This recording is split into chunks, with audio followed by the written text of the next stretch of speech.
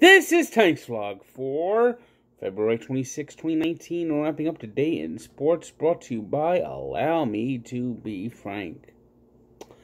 Sign up, and when we get to do new shows, if I do new shows, or whenever new shows are done, you'll be the first to know. It was NHL trade deadline on Monday, and a number of players are moving on as teams look to make their last additions before going on for the stretch drive and the Stanley Cup playoffs. The Devils, who are basically out of it this year, were active, and they sent Keith Kinkaid to Columbus. They didn't get much for Kinkaid. Basically, he's a backup goalie. He's going to Columbus. This opens the door for Mackenzie Blackwood to come up, and he's the future. So that was moving more geared at paving the way for Mackenzie Blackwood, and later on they traded Marcus Johansson, who was having a great season, to the Bruins. Then they got a second-round pick of one of two picks they got there. That's actually a good trade. I like the Johansson trade. I think Johansson is a good addition to the Bruins. Makes them a little bit better, although it's going to be tough to see them catch Tampa.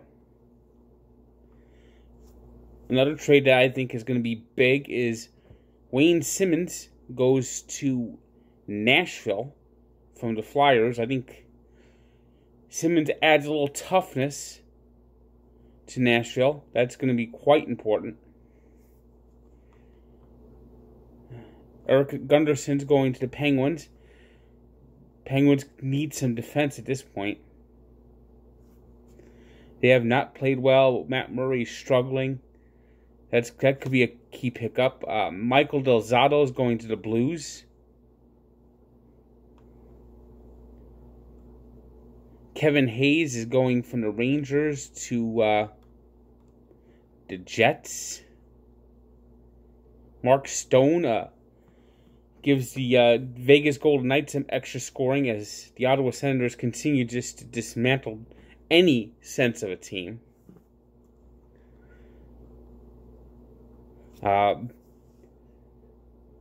Predators also got Mikael Granlund from the Wild. Today, coincidentally, is Granlund's birthday. Granlund is turning 27 after playing his entire career with the Minnesota Wild. The Avalanche get some toughness on the front lines as they pick up Derek Brassard. Good two-way offensive player. So we got the trade deadline is complete, and we'll see what teams do from here.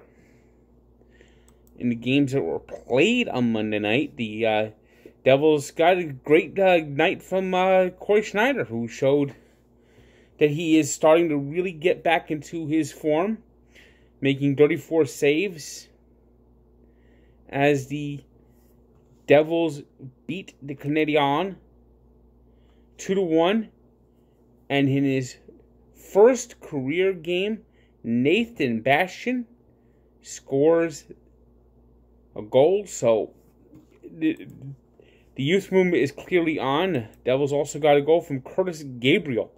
So basically, it's the youth to serve for the Devils now, and we get to see what the future looks like. And I actually think that's the important thing for the Devils to do. They have some good young players that just need to grow. And we'll see what they do this offseason, see if they add any pieces.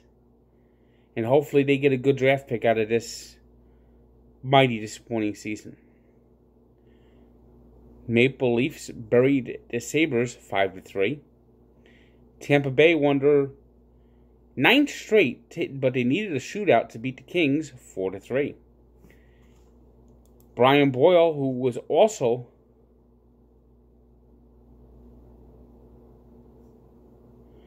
traded, had the big goal in a shootout. He was also a Devil traded recently.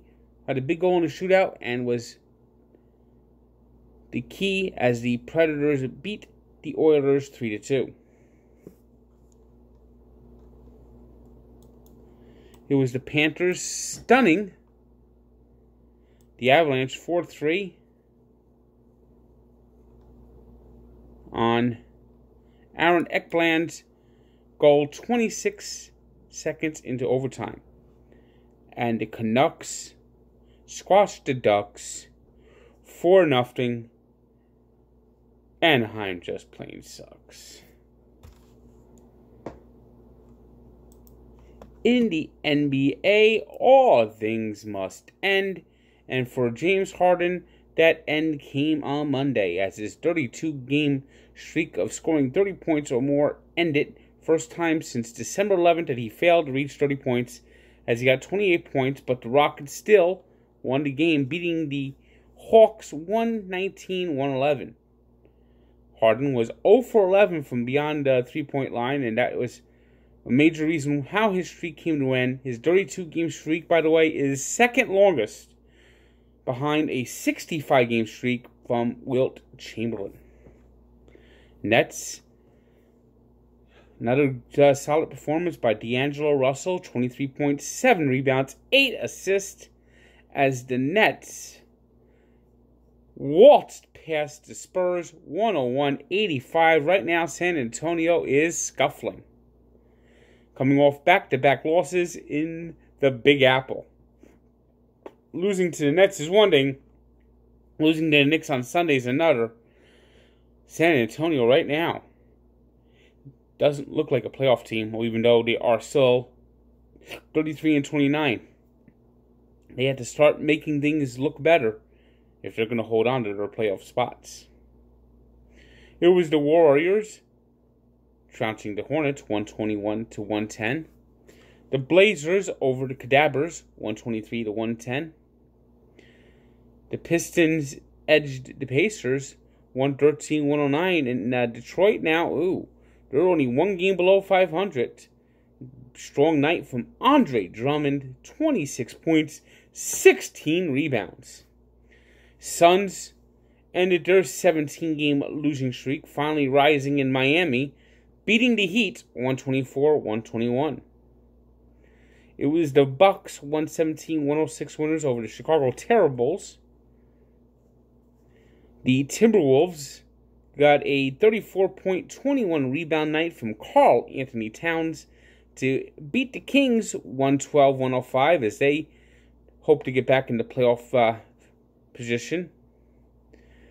The Grizzlies beat the Lakers despite a triple-double from LeBron James, 110-105.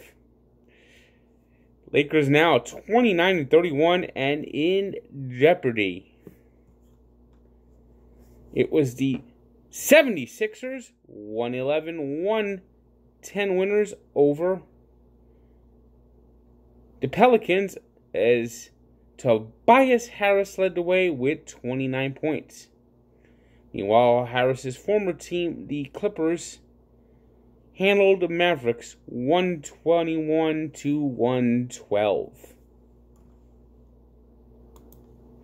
Today's three stars are Karl Anthony Towns of the Timberwolves, Jacob Markstrom, who had the 29-save shutout for the Canucks over the Ducks, and Corey Schneider, who had 34 saves in the Devils' 2-1 win over Le Canadien. Today's birthday shout-out goes to Marshall Faulk, who turned 46. And we take a look back to 1994. The Olympic figure skating came to an end that night. And it was Oksana Baliu coming out of nowhere to steal the show from Nancy Kerrigan, who won the gold medal for whining. And basically demonstrated just why Tonya Harding went to Jeff Gillooly and said, use the club. Yep. And that's also the day that Tanya's skate broke and she has to restart Oh, could you imagine what social media would have done if it was around in 1994 for that whole Tanya Nancy affair? I think the world might have stopped on spinning on its axis. So check out the full story at Barstool Sports and Sports Encyclopedia, where sports history lives. Good day.